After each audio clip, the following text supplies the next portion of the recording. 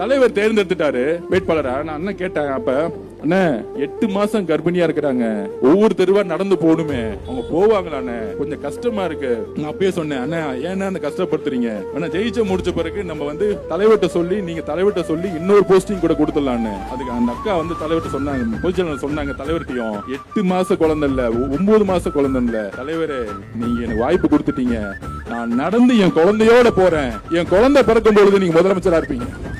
எவ்வளவு உணர்வு பூர்வமான இயக்கம், எவ்வளவு உணர்வுபூர்வமான இயக்கம். பெண்கள் தலைவர் மீதும் சரி, கட்சி மீது எவ்வளவு உணர்வுபூர்வமாக, அன்பாக, நம்பிக்கையாக இருக்கக்கூடிய இயக்கம்.